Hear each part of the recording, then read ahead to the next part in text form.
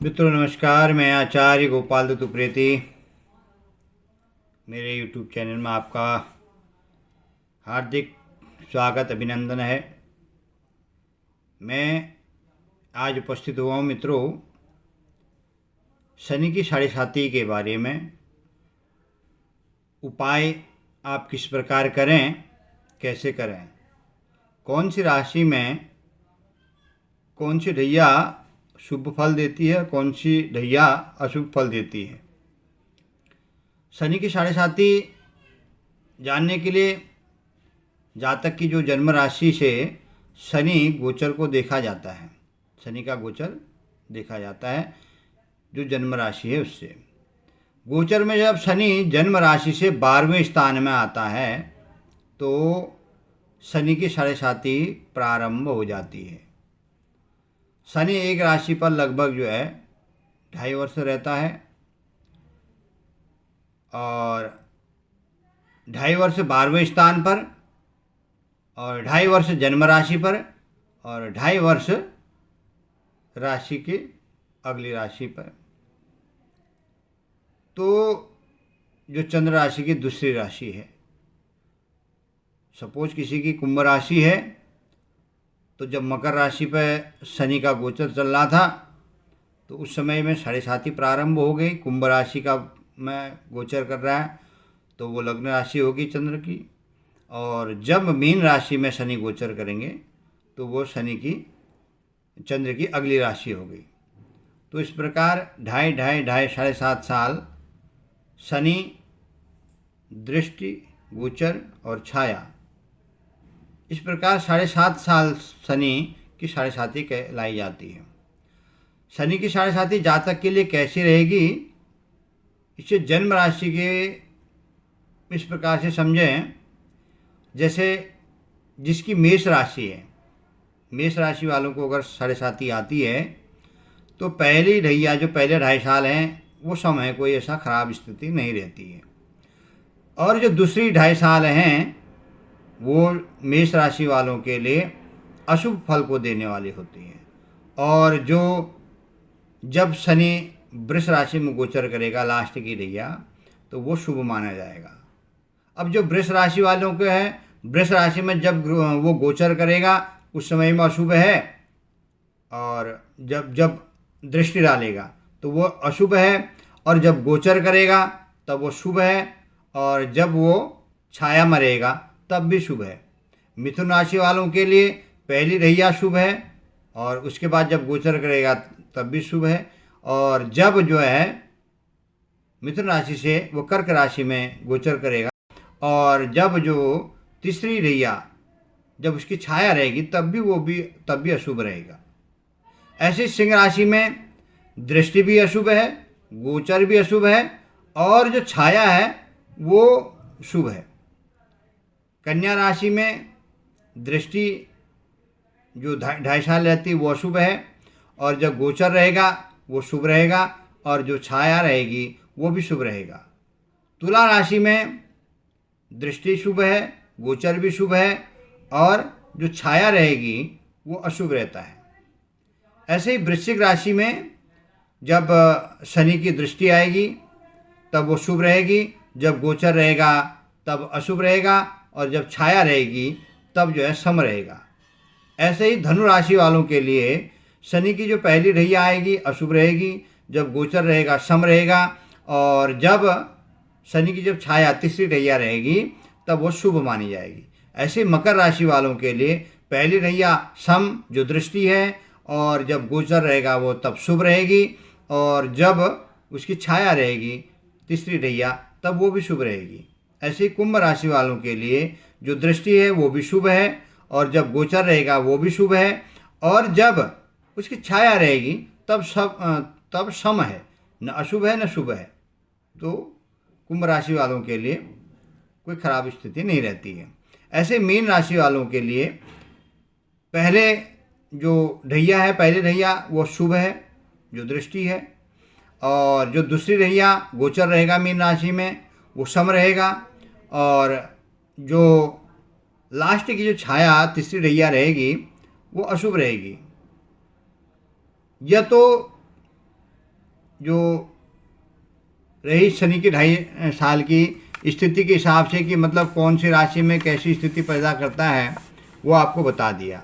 अब इसमें जो है स्थिति में फर्क क्या पड़ता है, साढ़े साथी में शुभ और अशुभ क्या अंतर पड़ते हैं, साढ़े साथी में क्या होता है, उसके बारे में मैं आपको अवगत कराता हूँ। जब शनि की साढ़े साथी आती है तो उसके उपाय मैं आपको बता देता हूँ। और शनि एक क्रूर ग्रह माना गया है। इसकी अपनी साढ़े साथी जो जीवन में है, मनुष्य को कई बार बोला गया है कि मतलब जो शनि की जो साढ़े साथी आती है वो 3 बार किसी भाग्यवान मनुष्य को ही आती है। तो तीसरी साढ़े साथी बड़ी खतरनाक मानी गई है। तो साढ़े साथी जीवन में अपना प्रभाव जरूर दिखाती है। मकर या कुंभ राशि में, जो मकर और कुंभ राशि है वो शनि की अपनी राशि है। इन राशियों में जातक जो शनि की राशि वाले हैं उनमें शनि की साढ़े साथी आती है तो शनि के शुभ प्रभाव में कुछ कमी आती है, लेकिन बहुत अशुभ नहीं माना जाता है। अब इनमें जो है कुंडली में शनि यदि अगर किसी की भी कुंडली में शुभ है या योग कारक ग्रह है तो ज़्यादा अशुभता नहीं होती है। किसी कुंडली में शनि की स्थिति अगर अच्छी हुई तो उसको साढ़े साथी आती भी है तो उतनी अशुभता नहीं होती है। यदि कुंडली के हिसाब से शनि मारक हुआ या बाधक हुआ या अशुभ ग्रहों से युक्त हुआ तो उसमें जो है शनि की जो साढ़े साथी की अशुभता है वो बढ़ जाती है। तो इसलिए शनि कुंडली में जिस भाव में बैठता है उस भाव के फलों में वृद्धि करता है और अपनी तीसरी, सातवीं और 10वीं दृष्टि जिन भावों में देखता है उन भावों के फलों में वह कमी लाता है। शनि की दृष्टि 3 भावों में पड़ती है, 3, 7, 10। तो शनि से क्या होता है, जब साढ़े साथी आती है तो शनि की साढ़े साथी के दौरान मनमुटाव होना, रंजिश होना, कलह कलेश होना, जेल इत्यादि की यात्रा करना, हत्या, कोई दीर्घकालिक रोग का लग जाना और उपेक्षा होना समाज से या परिवार से, और अपमान, कहीं जा रहे हैं कोई मान होने की जगह अपमान हो जाता है, बाधाएं संबंधों में जो है कटुता, निराशा आदि विचार शनि की साढ़े साथी में किया जाता है। अब इसमें जातक की आयु, मृत्यु आदि का भी विचार किया जाता है शनि से। शनि से प्रभावित व्यक्ति, अगर शनि का प्रभाव जिसके ऊपर में ज़्यादा होगा तो वो शक्की मिजाज होगा, चालाक होगा, धूर्त होगा, अपने मन के भेद को बताने वाला नहीं होगा। वो गंभीर स्वभाव से, गहरी कल्पना से और कल्पना शक्ति से बड़े बड़े व्यवसाय की इस तरीके की योजना बनाने वाला और खर्च कम करने वाला, कष्ट सहिष्णु, स्वतंत्रता प्रेमी, वो चाहेगा कि मेरे को कोई रोके टोके नहीं, नया कोई आविष्कार करने वाला, एकांत प्रेमी, एकांत जहाँ हो जहाँ उसको कोई छेड़े नहीं, खगोल और रसायन शास्त्र से प्रेमी और सम्मान प्रिय। जिसका शनि अच्छा होगा तो उस व्यक्ति को आप देखेंगे हर जगह सम्मान मिलेगा, वो सम्मान की इच्छा करेगा। पैरों के रोग भी शनि से देखे जाते हैं, पैरों में चोट इत्यादि, दुर्घटनाएं इत्यादि भी शनि से होती है। और शरीर में कई लोगों को नपुंसकता इत्यादि का योग बनता है, वो भी शनि के कारण ही बनता है, शनि के योगों से बनता है।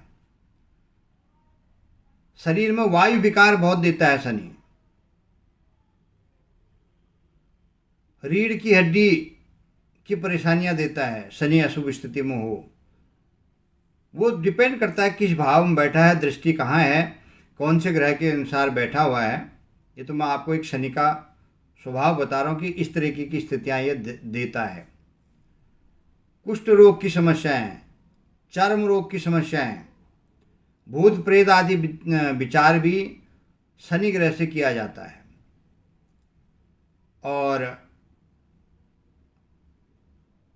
लुहार है, मैकेनिक हैं, ये जो लकड़ी का काम करते हैं, बड़े इत्यादि, या कोयले का काम करने वाला है व्यापारी, या कोयला निकालने वाले, और ड्राइवर इत्यादि, ये ड्राइवर भी जो है शनि के ही कारक हैं। और तेल के व्यापारी और जो न्यायाधीश, जज इत्यादि हैं, क्योंकि शनि जो है जज का काम भी करता है, न्यायाधीश भी, ग्रहों का न्यायाधीश भी है शनि। तो जो न्यायाधीश इत्यादि हैं ये भी सब शनि के अंतर्गत आते हैं। अब शनि तुला राशि में उच्च का माना जाता है, और वही शनि जब मेष राशि में आता है तो वो नीच का हो जाता है। और इसके जो अपने मित्र ग्रह हैं, शुक्र और बुध इसके अति मित्र ग्रह हैं। सूर्य, चंद्रमा और मंगल ये बुध के जो है शत्रु माने गए हैं। बृहस्पति को यह सम मानता है। शनि जो है सूर्यदेव का पुत्र है, लेकिन सूर्यदेव तो पुत्र होने के कारण उसको शत्रु नहीं मानते हैं, लेकिन शनि सूर्यदेव को शत्रु मानता है। शनि की दशा या साढ़े साती में उन लोगों को कष्ट अधिक होता है जो अभक्ष्य का भक्षण करते हैं। मीट, मांस, मदिरा इत्यादि जो लोग ज़्यादा सेवन करते हैं उनको शनि की साढ़े साती में ज़्यादा कष्ट होता है।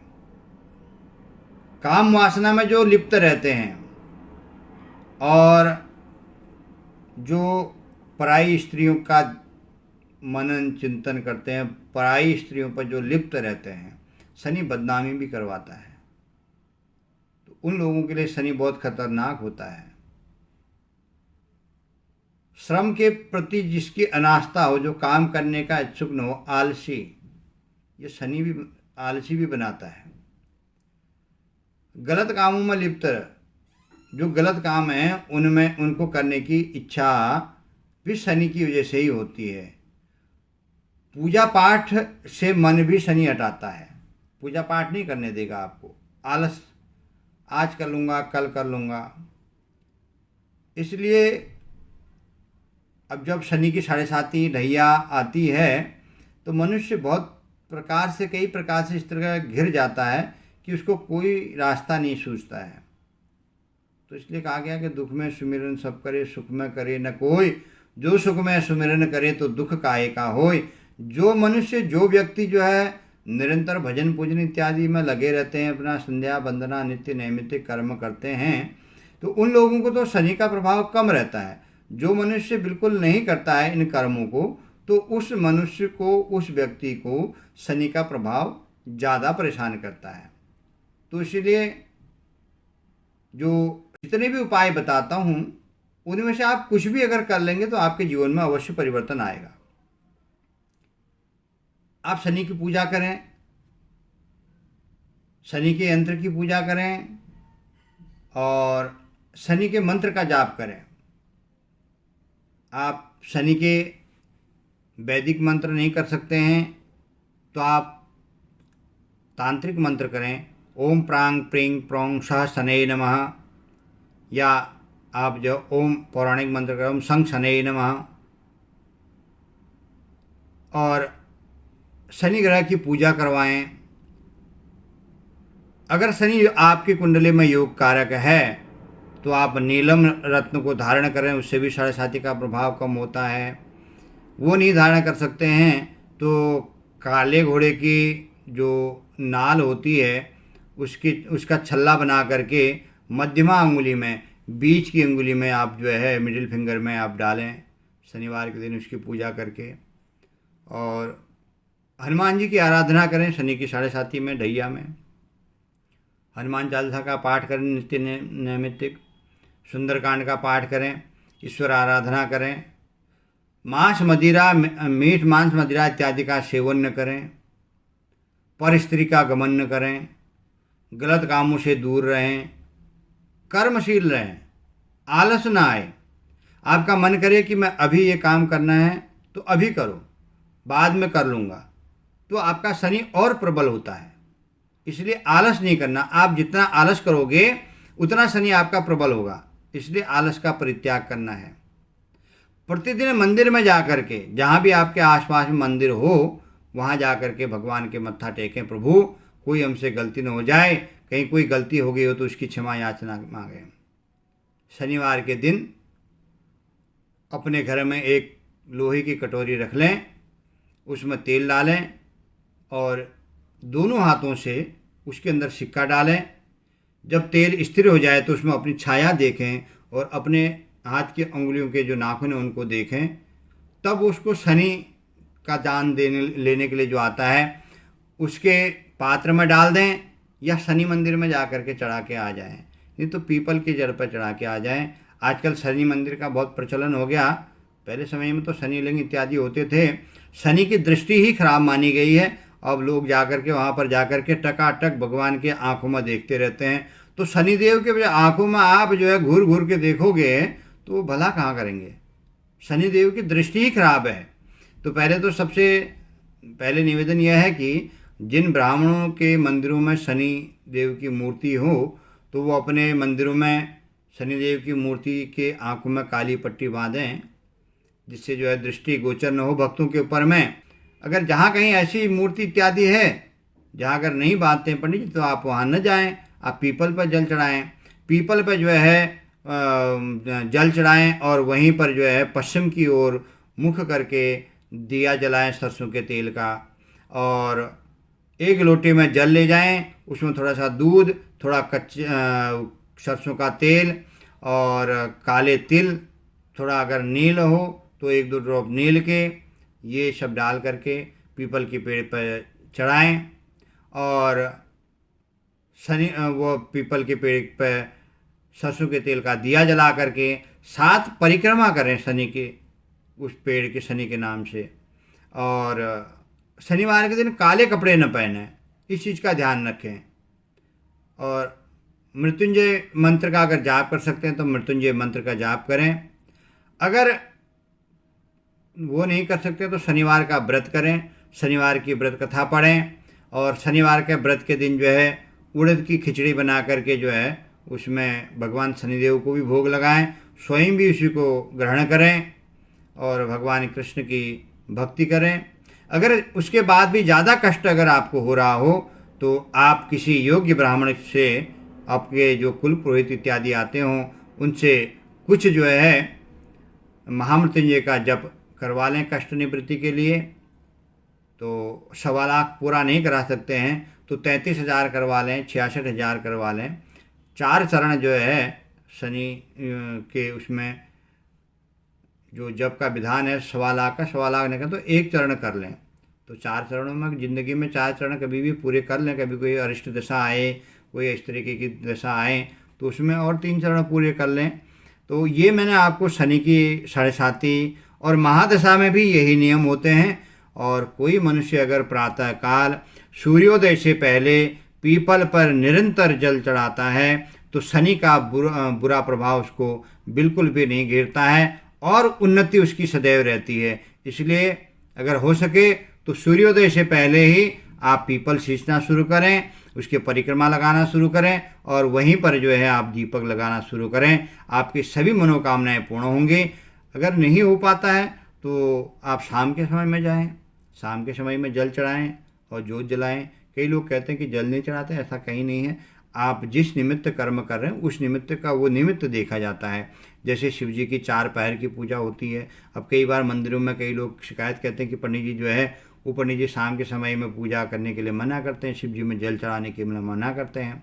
जब शिव जी की 4 पहर की पूजा बताई गई है, अभिषेक किससे होता है? जल से ही होगा, या दूध से होगा, या रसों से होगा। तो अभिषेक तो हो ही रहा है ना। आप जलाभिषेक कर रहे हैं, आप जलाभिषेक कर रहे हैं तो जल चढ़ाने में कोई भेद नहीं है। इसलिए कई लोग अपनी सुविधा के अनुसार मना कर देते हैं, लेकिन शास्त्र के अनुसार कोई मनाही नहीं है। भगवान की पूजा 24 घंटे में कभी भी आप कर सकें। और शनि की पूजा का समय शाम को जब अंधेरा हो जाए वहाँ से लेकर के रात के 11 बजे तक का शनि राहु केतु इनकी पूजा का विधान है। उसके बाद में फिर जो है भूत पूजा का विधान शुरू हो जाता है।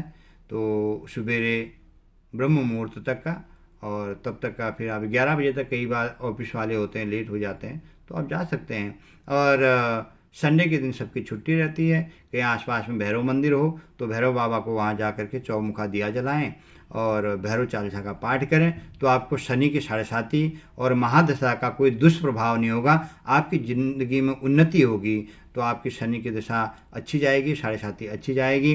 जिनका शनि अच्छा है तो इस दशा में जो है गाड़ी घोड़ा मकान इत्यादि बनता है। जिनकी दशा खराब होती है तो गाड़ी घोड़ा मकान इत्यादि बिकता भी है। तो इसलिए आप ये उपाय करें, जो जिस स्थिति में हैं उनको अवश्य शुभ फल प्राप्त होगा।